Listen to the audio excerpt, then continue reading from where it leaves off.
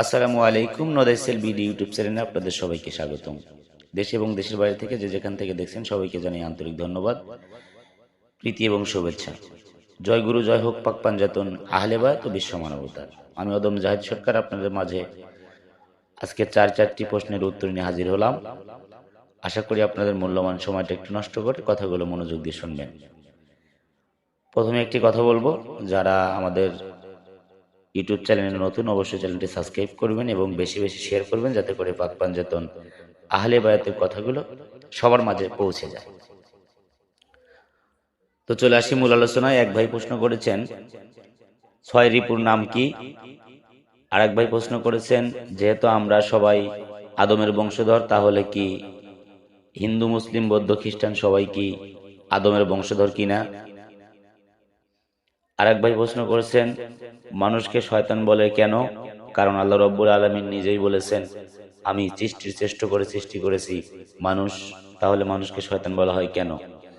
আর এক ভাই প্রশ্ন করেছেন, আদম এবং হাওয়ার মধ্যে ডিফারেন্স কি? তো আমি 4টি প্রশ্নের উত্তরই আজকে আপনাদের সামনে উপস্থাপন করতে যাচ্ছি। তো একটু কষ্ট করে মনোযোগ দিয়ে শুনবেন। প্রথমে প্রশ্ন করা হয়েছে, 6টি রিপু কি বা 6টি রিপুর নাম কি? তো 1 নম্বরে রয়েছে কাম, ক্রোধ, লোভ, মায়া, মোহ এবং ঐশ্বর্য। এই 6টি হচ্ছে রিপু।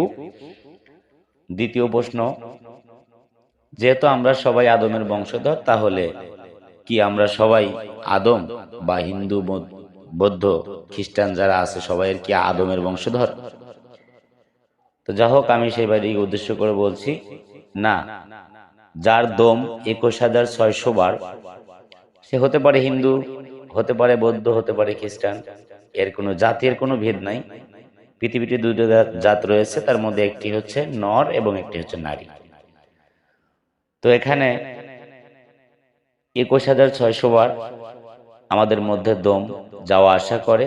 যার দমটা আদবের সহিত বের হয়, যার দমটা আদবের সহিত বের হয়, যাওয়া আসা করে, সেই মাত্র আদম। তৃতীয় প্রশ্ন, মানুষকে শয়তান বলা হয় কেন? কারণ আল্লাহ নিজেই বলেছেন, আমি মানুষকে সৃষ্টির চেষ্টা করে সৃষ্টি করলাম।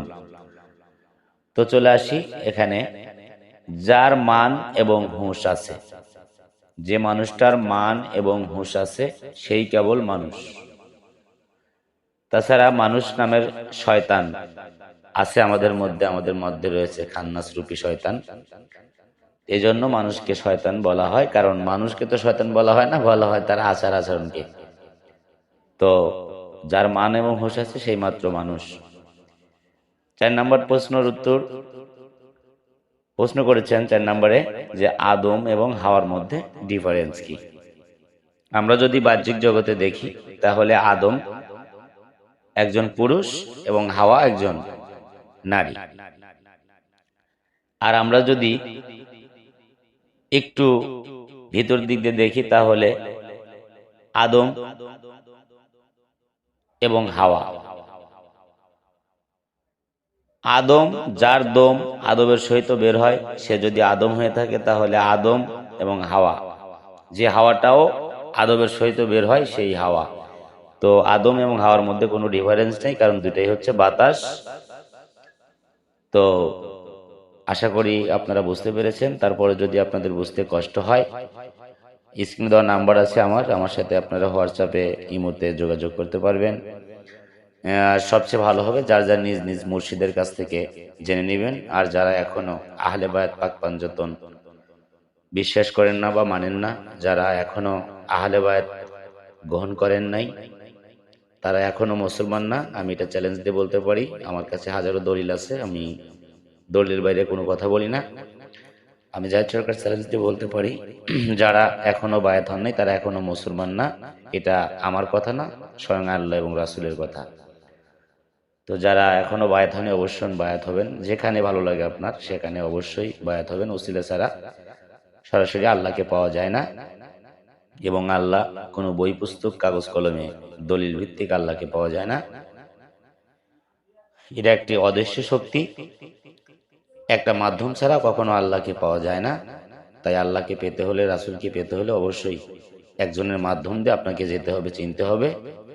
নবী এবং রাসূলকে যদি না চিনে আমরা মারা যাই, তাহলে এ জগতেও অন্ধ, ও জগতেও আমরা অন্ধ থাকব।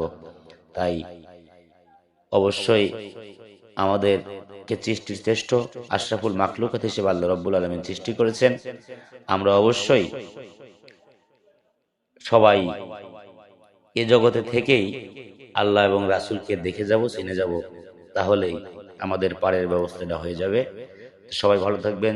জয় গুরু, জয় হোক পাক পাঞ্জাতন, আহলে বায়াত ও বিশ্ব মানবতার। আমি আবারও বলছি, আরো যদি কারোর কোনো বিষয়ে জানার থাকে অবশ্যই কমেন্টের মাধ্যমে জানাবেন।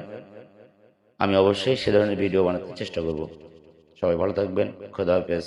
জয় গুরু, জয় হোক পাক পাঞ্জাতন, আহলে বায়াত ও বিশ্ব মানবতার।